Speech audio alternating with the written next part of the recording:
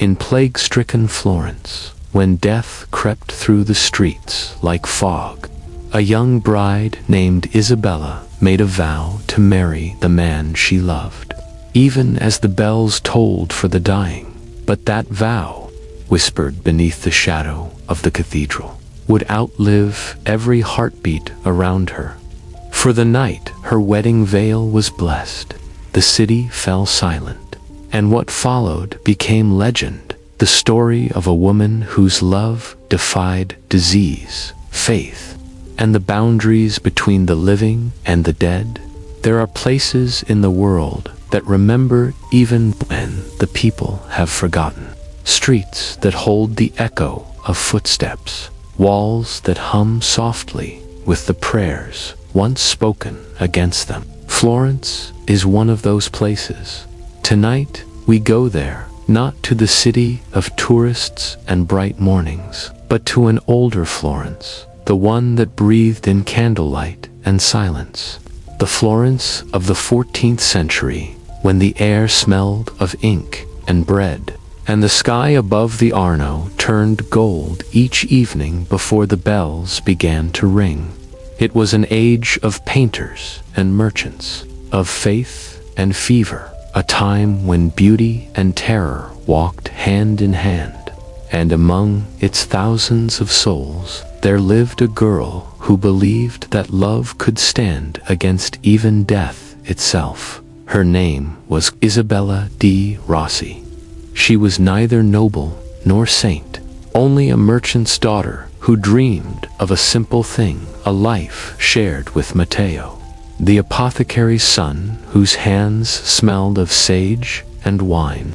They met among bolts of silk, spoke first of color, then of scripture, then of dreams. He promised her a wedding ring carved from olive wood. She promised him a prayer at every dawn. And though the city hummed around them, coins, carriages, laughter, and trade, they lived as though time itself were gentle. But time, in those days, was not gentle.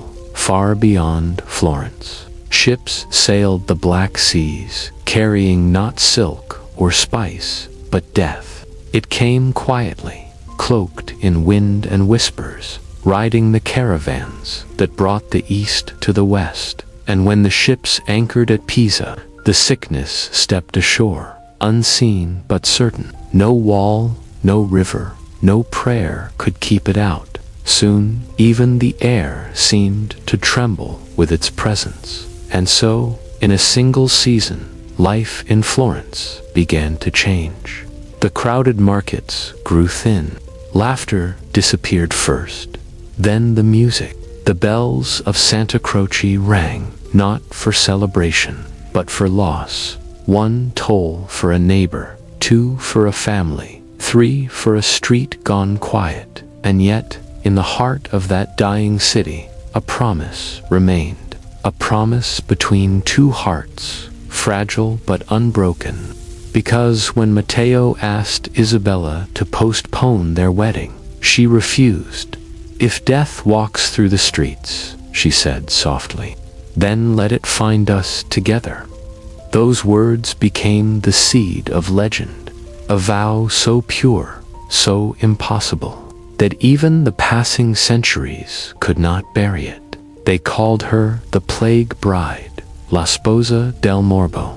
But to those who still light candles for her, she was something gentler, a soul who believed that love was not meant to survive the world, but to redeem it. And so, tonight, as the world outside your window grows quiet and the lights fade one by one, we return to that night, to the city that prayed and wept beneath the tolling bells, to a young woman who walked through the fog with a candle in her hand, and to a story that has never truly ended, because some vows are too strong for death, too bright for darkness, and too human to be forgotten.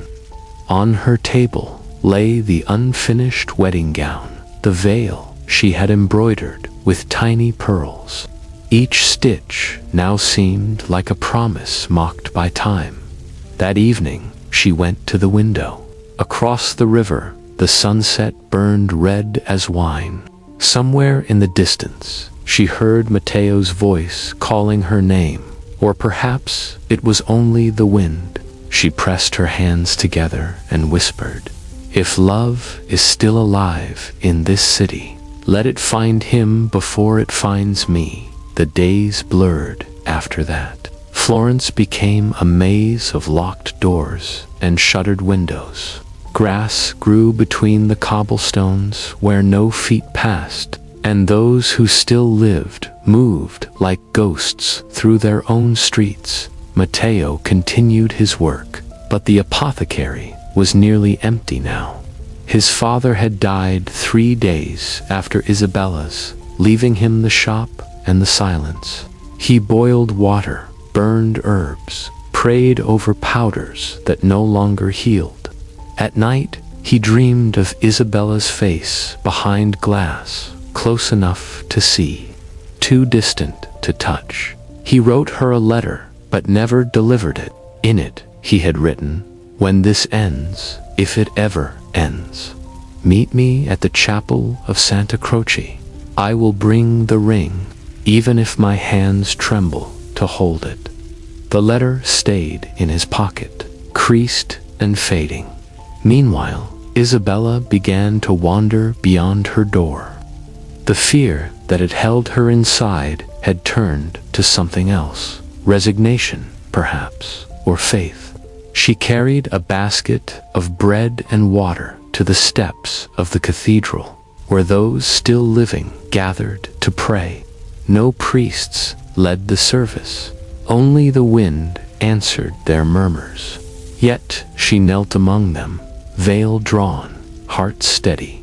One evening, she met the old bell ringer, the man who had tolled for every soul since the first death. His hands were blackened with soot, his eyes hollow but alive. He looked at her and said, "You're the bride, aren't you? The one who still believes her wedding will come." She hesitated, then nodded. He gave a tired smile. "Then the bells will ring for you, Signora. Whether for love or for farewell, I cannot say."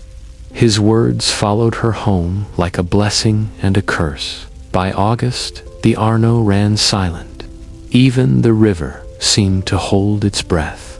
The plague had taken half the city. Those who remained spoke in whispers, afraid their voices might call death closer. Matteo fell ill the night he tried to save a child. He had gone to the northern gate, where the poorer quarters lay, carrying salves and cloths. When he returned, his hands shook uncontrollably. He told no one. He simply locked the apothecary door and prayed. But Isabella knew. She had not seen him for 3 days, and the silence between them grew too heavy to bear. She wrapped herself in her veil and crossed the city at dusk, through streets littered with ash and prayer slips. No one stopped her. There were too few left to care. When she reached the apothecary, the door was ajar. Inside, the candles burned low. Matteo sat by the table, head bowed over his hands. He looked up when she entered, and for the first time she saw fear in his eyes, not for himself, but for her. "You shouldn't be here," he whispered. "I made a vow," she said softly, "and vows are not undone by death." He tried to smile, but his strength was fading. She knelt beside him, unafraid. The air smelled of rosemary and regret. "Do you believe," he asked, voice trembling, "that love survives this?" She touched his cheek, her hand cool against his fever. "It has to," she said. Or what was the point of living at all? He closed his eyes, and for a moment, it seemed the sickness retreated, as if mercy still remembered its way home. Outside, the bells began again. Not the slow toll for the dead, but a new sound, faint, broken, yet unmistakably joyful. Someone, somewhere, was ringing for a wedding. Isabella lifted her head, startled. Through the open window, she saw the faint glow of candles being lit in the cathedral, their light trembling against the night. A procession was moving, not of mourners, but of women carrying white veils, the plague brides. Someone had called them women who had lost their betrothed, yet still walked to the altar, offering their lives as vows of faith. A legend had begun among the survivors, that those who wed themselves to heaven would spare their loved ones' souls from the sickness. Matteo stirred, half-conscious. "Don't go," he murmured. But Isabella rose slowly. Her veil hung from her hands, the pearls catching the candlelight. "Love brought me here," she whispered, "and love will guide me home." She turned to the door, her shadow long across the floor. Behind her, Matteo's voice faded into sleep, or prayer, as she stepped into the street. The bells continued, not mournful now, but sacred, defiant. Each ring echoed through the empty avenues, carrying her name, carrying her promise.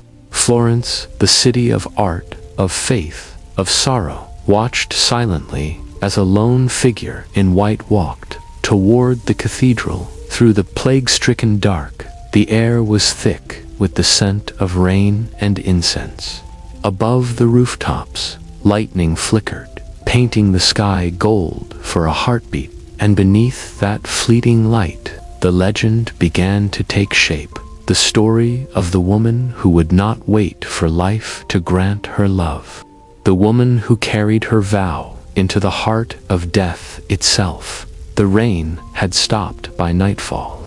A thin mist clung to the stones, rising from the earth like the memory of breath. Florence lay before her, quiet, colorless, and still. Isabella stepped into the street with her veil drawn low, a candle in her hand, its small flame trembling against the wind. The city that had once glowed with laughter and light was now a shadow of its own reflection. Where once there were merchants calling across the bridges, there were only whispers of water moving beneath the arches. Where once children ran through the piazza chasing pigeons, there were only leaves skittering in the wind. She moved slowly, not out of fear, but reverence, as though each step was part of a ritual that had been waiting for her since the first bell rang. Every doorway she passed bore the same mark, a black cross brushed with ash, and above some, sprigs of rosemary wilted in silence. The candle's flame swayed with her breath.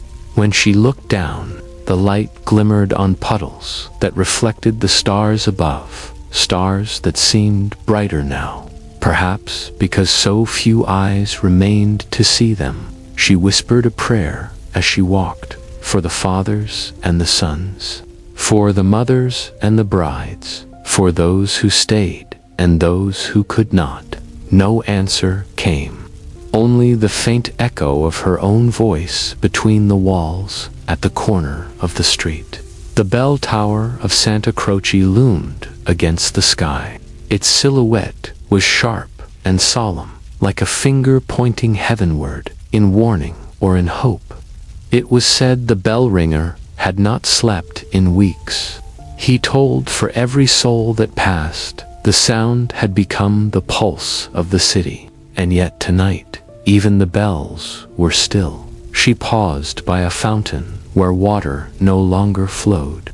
The basin was filled with fallen petals, washed from the gardens by rain.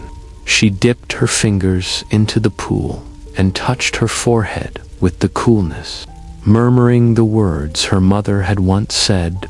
For a moment, the wind carried a scent, faint, sweet, like herbs and smoke. It reminded her of Matteo's hands. She pressed the veil to her face, closing her eyes. If love truly bound souls beyond distance, she believed he could feel her in that moment. not as presence, but as peace. When she opened her eyes again, the mist had thickened. It curled along the streets like silk, wrapping the city in a shroud of quietness. Lanterns still burned behind a few windows, but their light looked dim and far away, like stars seen through water. She turned toward the cathedral. Its great doors were closed, but she could already see the faint gold of the mosaics glimmering above the arch, saints and angels watching her through centuries of stone.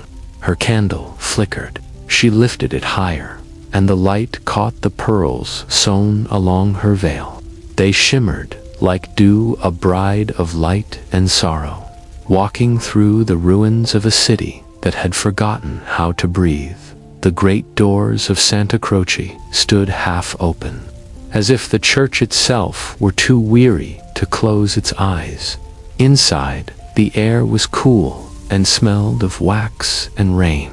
Candles still burned along the nave, thin, trembling lights in a sea of shadow. The sound of her footsteps echoed through the emptiness, a slow rhythm between the sighs of the wind outside.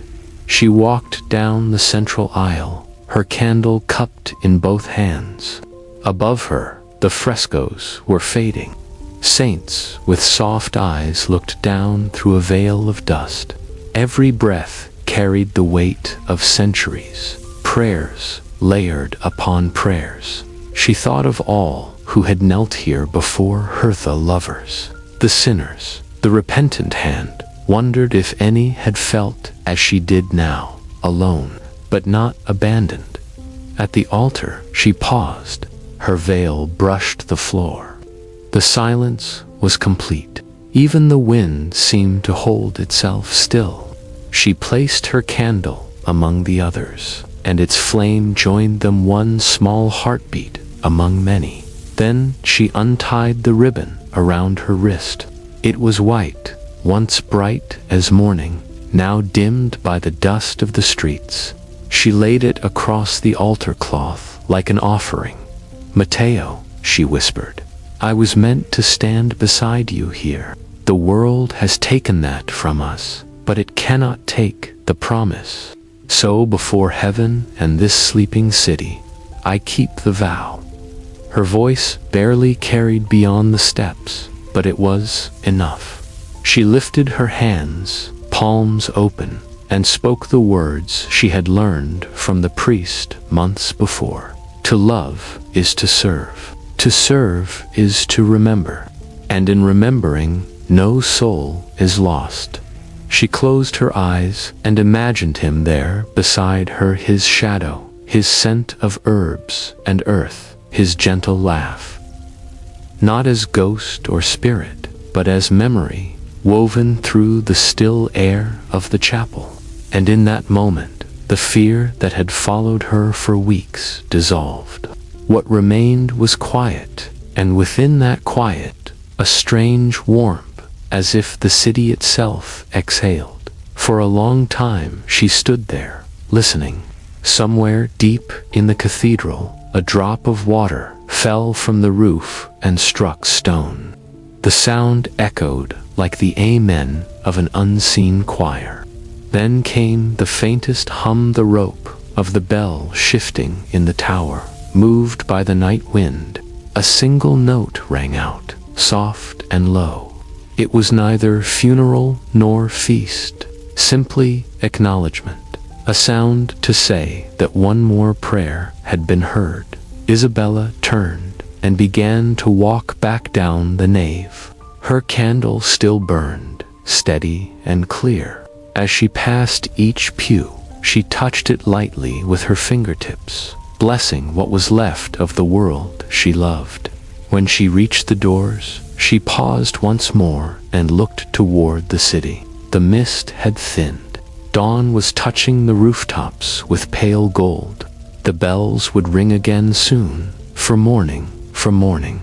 No one could tell the difference anymore. She stepped into the open air. Behind her, the candle flames wavered, but did not die. When morning came, Florence stirred like a wounded animal learning to breathe again. The rain had washed the streets clean, leaving the stones glistening under a pale sun. A few doors creaked open. Cautious faces appeared in the light. After so many nights of silence, the sound of footsteps felt almost holy. No one saw Isabella return from the cathedral. Some said she never left its walls. Others claimed they saw a woman in white crossing the bridge at dawn, her veil glowing in the first light of day. But when the bell ringer climbed the tower later that morning, he found a single ribbon tied around the iron rope, white, frayed, and still damp with dew. He left it there, and it fluttered each time the bells moved, as though the city itself remembered her. In the weeks that followed, the sickness began to fade. Not all at once, but little by little. The carts came less often. The smoke of burned linens thinned from the air, and the bells rang fewer times each day. Florence did not yet sing, but it no longer wept, and among those who survived, a whisper took root. They spoke of a young woman who had kept her vow when the world fell apart. They said her prayer had reached the heavens, that her love had steadied the hands of angels. Children called her La Sposa del Morbo, the bride of the plague, but not in fear. They said she watched over the city, reminding it that faith was not built of miracles, but of remembering. Matteo lived. For weeks he lingered between fever and waking, and when he finally rose, the apothecary was still. He found her veil folded on the table beside him, its pearls dulled but intact. He carried it to the cathedral, and there, beneath the faint echo of her candlelight, he left it on the altar. Then he walked out into the morning, a man who had learned the shape of love through loss. Years passed. Florence rebuilt itself. Painters returned to their easels, sculptors to their marble, children to their laughter. The city that had nearly vanished under the weight of its own mourning began to breathe again. And yet, when spring came, the people still laid white ribbons along the bridges, tied to the railings where the wind could carry them. They said it was for Herfer, Isabella, who had shown them that love could survive even in silence. Pilgrims came to the cathedral to see the place where she had stood. Some left flowers, others only tears. A few claimed that on the quietest mornings, when the fog rolled in from the river, they heard soft footsteps echo through the nave. The priests never confirmed it. They only smiled and said, "Faith remembers in its own way." And so her story became a thread woven through the centuries. Each time the city faced despair, war, famine, flood, the bells of Santa Croce rang once for her, not to mourn, but to remind. Love endures. It endures through absence, through fear, through every unspoken promise kept in the dark. Now, when you stand on the bridges of Florence at dawn, you can still feel it.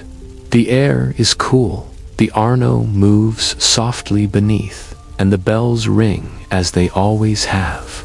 If you listen closely, between one toll and the next, you might hear the faint rustle of fabric, a veil brushing the stones, a whisper carried by the wind. Love keeps its vow, and that is all she ever wanted to say. Centuries have passed since the year the bells would not stop. The Florence that once trembled beneath the shadow of the plague now glows with the light of art and song. Painters, poets, and dreamers rebuilt its heart stone by stone, brushstroke by brushstroke. And yet, if you walk its streets at dawn, you can still feel something old beneath the new. A pulse, a quiet knowing the kind of memory that never really leaves. It is said that Florence keeps her ghosts not in the dark, but in the light.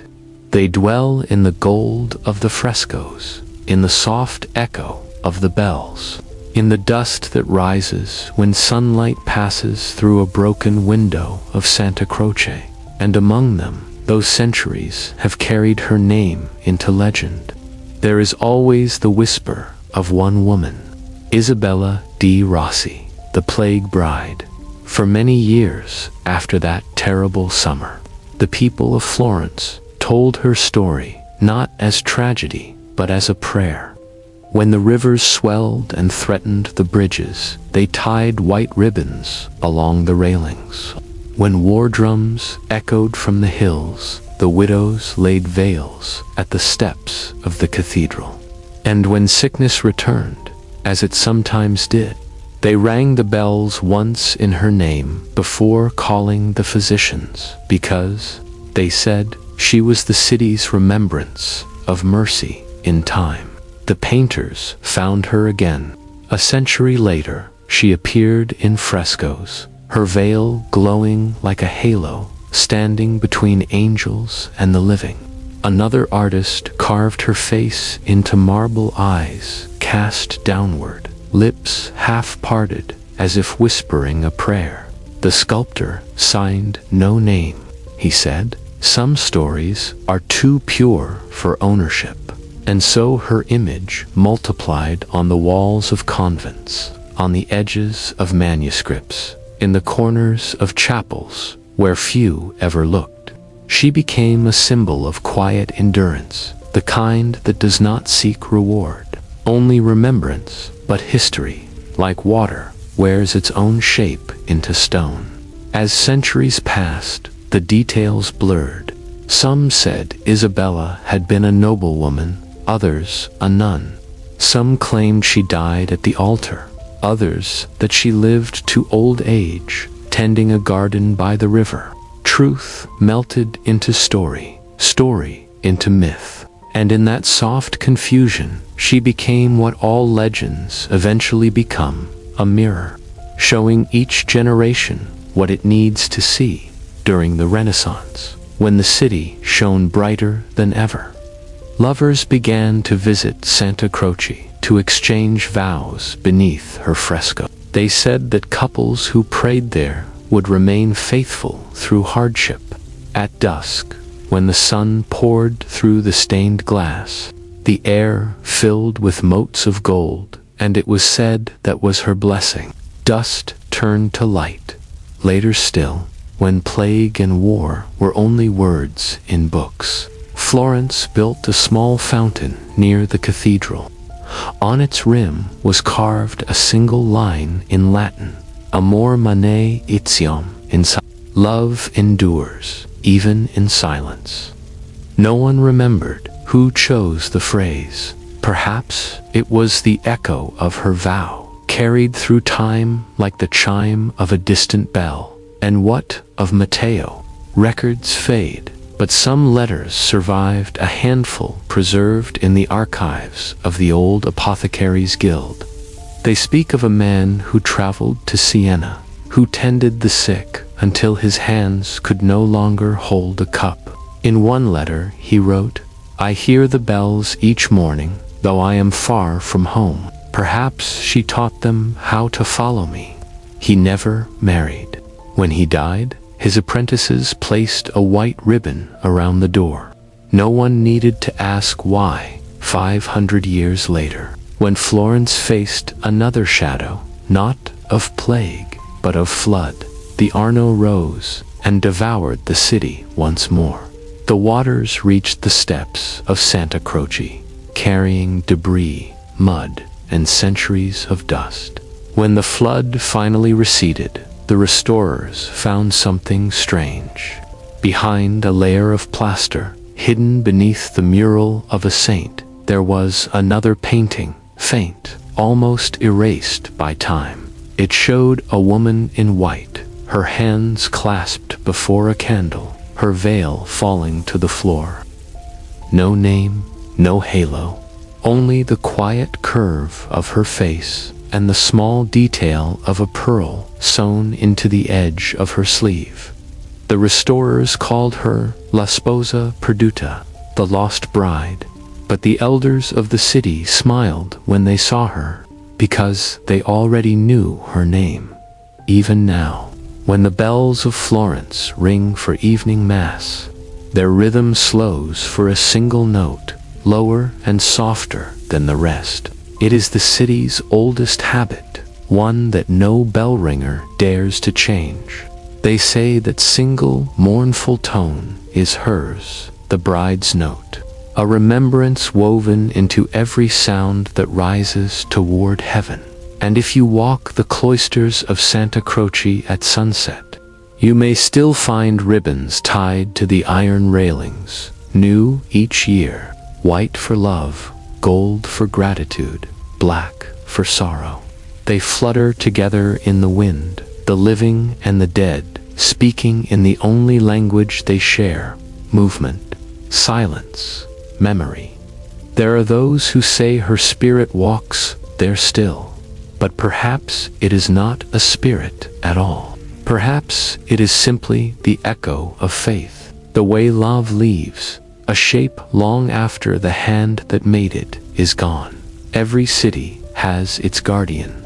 Some have saints carved in marble, others have kings in bronze. Florence has a bride who carried her candle into darkness and left it burning behind her.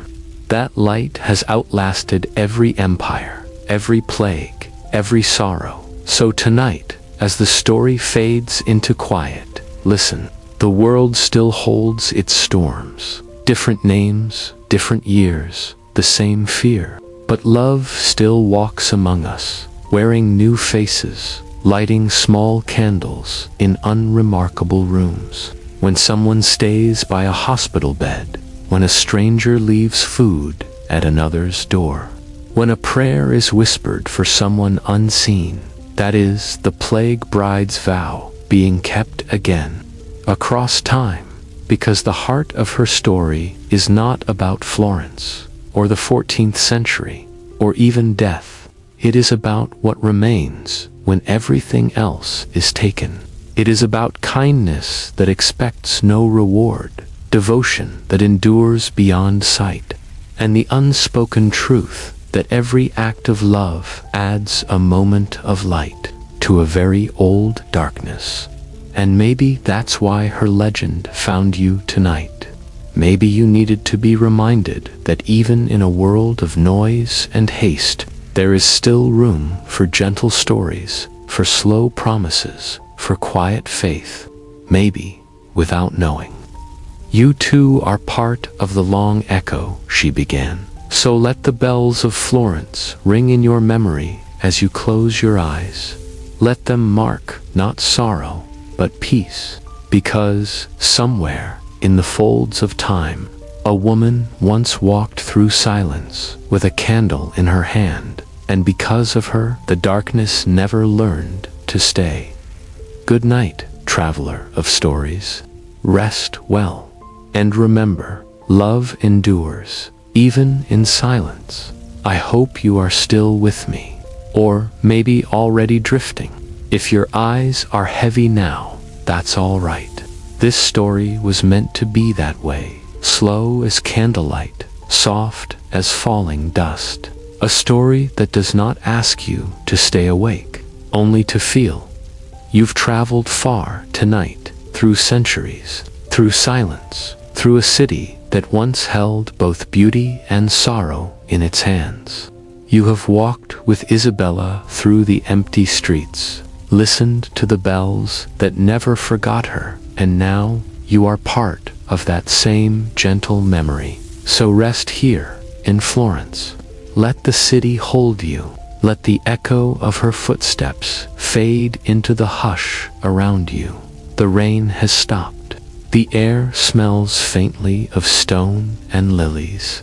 The Arno moves beneath the bridges, silver in the moonlight. Somewhere far above, a bell rings once, soft, low, not to wake you, but to remind you that peace still exists. You are safe. You are warm. The past is far away now, like the sound of distant prayer. Imagine yourself walking through the narrow streets, not as a traveler, but as part of the night itself.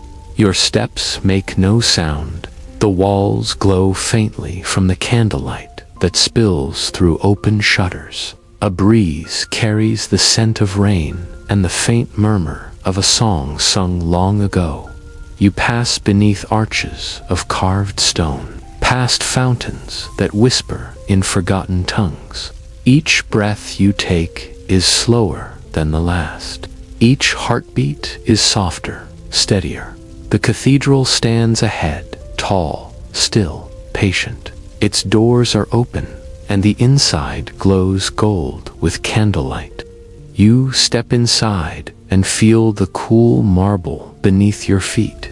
You hear the faint flutter of your own heartbeat against the great silence of the place. In one corner, a candle still burns. Its flame trembles as if greeting you. You walk to it and watch it dance.